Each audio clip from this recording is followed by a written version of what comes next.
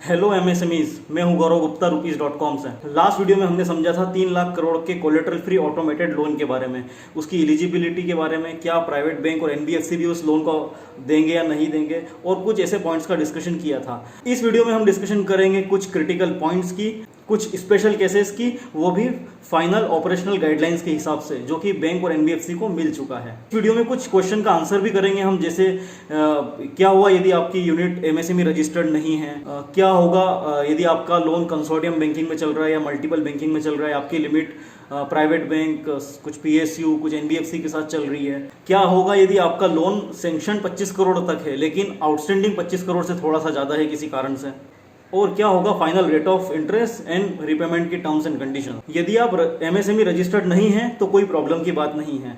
जो final operational guideline में word use किया है उसमें कहा है बिजनेस एंटरप्राइजेस ऑब्लिक एमएसएमई, तो आप यदि एक बिजनेस एंटरप्राइजेस भी होंगे तो चलेगा, एमएसएमई रजिस्टर्ड होना जरूरी नहीं है। एलिजिबिलिटी क्राइटेरिया में एक पॉइंट और लिखा है, वहां पर यह दिया गया है कि 29 फेब 2020 को आपका लोन आउटस्टैंडिंग 25 करोड़ या उससे कम होना चाहिए एंड आपका टर्नओवर 100 करोड़ से कम होना चाहिए। तो इस केस में दोनों कंडीशन का फुलफिल होना जरूरी है, यानी आपका लोन 25 करोड़ से कम है लेकिन आपका टर्नओवर यदि 101 करोड़ है, 101 करोड़ है, या आपका लोन आउटस्टैंडिंग 26 करोड़ है लेकिन आपका टर्नओवर 60 करोड़ ही है, तो आपको लोन नहीं मिलेगा। दोनों कंडीशंस का फुलफिल होना जरूरी है। टर्नओवर को लेके काफ़ी क्वेश्चंस आ रहे हैं कि टर्नओवर कैसे करेंगे, अभी हमारे बुक्स ऑफ अकाउंट्स फाइनल नहीं हुए हैं। तो इसमें जो ऑपरेशनल गाइडलाइंस आई है, फाइनल गाइडलाइन में लिखा गया है कि आपका FY 1920 का देखेंगे, 31 मार्च 2020 तक आपका टर्नओवर 100 करोड़ से कम होना चाहिए।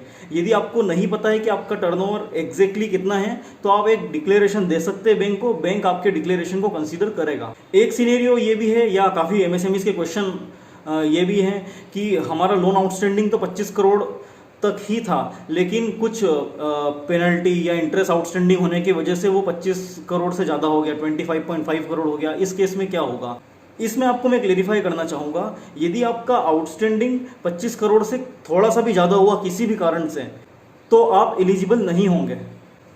अब आते हैं एक स्पेशल केस पे, जहाँ पर किसी भी बिजनेस एंटरप्राइज या एमएसएमईज की लिमिट मल्टीपल बैंकिंग में चल रही है, मल्टीपल बैंकर्स के साथ चल रही है या कंसोर्शियम में चल रही है।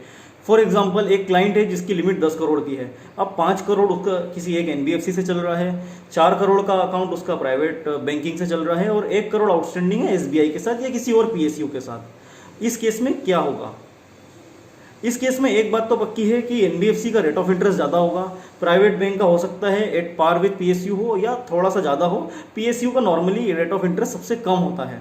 इस केस में आप पीएसयू को अप्रोच कर सकते हैं। अपने एग्जांपल में एसबीआई, जहां से आपका 1 करोड़ का लिमिट चल रहा है, वो आपको 10 करोड़ का 20% यानी 2 करोड़ का एडिशनल लिमिट सेंक्शन करके दे सकता है। उस केस में आपको एनबीएफसी और प्राइवेट बैंक दोनों से एनओसी लाना पड़ेगी और वो एनओसी सबमिट करना पड़ेगी एसबीआई के साथ में। But yes, it is at the description of lender, क्योंकि फाइनल गाइडलाइन के हिसाब से NBFC as much as 14% charge कर सकती है, जबकि पीएसयू एंड प्राइवेट बैंक को 9.25% का मैक्सिमम कैप दे रखा है। सो उस केस में बेहतर होगा कि आप एनबीएफसी को अप्रोच ना करते हुए आपकी बैंक को कन्विंस करें और वहीं से पूरा लिमिट ले लें। अदरवाइज नॉर्मल सिनेरियो में आप आपके रिस्पेक्टिव बैंक से 20% लिमिट एनहांस करा सकते हैं। फॉर एग्जांपल एनबीएफसी से 20% बढ़ जाएगा, प्राइवेट बैंक से भी 20% बढ़ जाएगा और पीएसयू बैंक से भी 20% बढ़ जाएगा। एक काफ़ी प्रैक्टिकल क्वेश्चन आया एक एमएसएमई से, उन्होंने कहा है कि हमारा ऑलरेडी एनबीएफसी में अकाउंट है, कुछ लिमिट पीएसयू में भी चल रही है, लेकिन एनबीएफसी में हमको 2 ईएमआई भरना बाकी है। तो ऐसा भी हो सकता है कि क्या वो हमको एडिशनल लिमिट सेंक्शन करके हमारा रीपेमेंट कर लें? यस, प्रैक्टिकली ये पॉसिबल है कि आपका वो 20% एनहांस करके उनकी जो ओवरड्यू ईएमआई है वो आपके एनहांस लिमिट में से काट लें। सर्कुलर में इस बारे में डायरेक्टली कुछ बताया नहीं गया है। कुछ एमएसएमईज के क्वेश्चन हैं लिमिट ओवर यूटिलाइजेशन पे और एडॉक लिमिट पे। एक एमएसएमईज का क्वेश्चन ये भी आ रहा है कि उनकी लिमिट 5 करोड़ की है लेकिन 29 फेब को उनका आउटस्टैंडिंग 6 करोड़ के आसपास है, तो क्या वो 20% 6 करोड़ पे मिलेंगे? इसमें 2 सिनेरियो हैं। यदि आपको बैंक ने एडॉक लिमिट अप्रूव करके दे रखी थी तो आपको यस 6 करोड़ पे मिलेगा, लेकिन यदि आपका एडॉक लिमिट नहीं होगा तो फिर आपको 20% का कैलकुलेशन 5 करोड़ पर ही होगा। अब आते हैं फाइनल रेट ऑफ इंटरेस्ट पे और रीपेमेंट पे।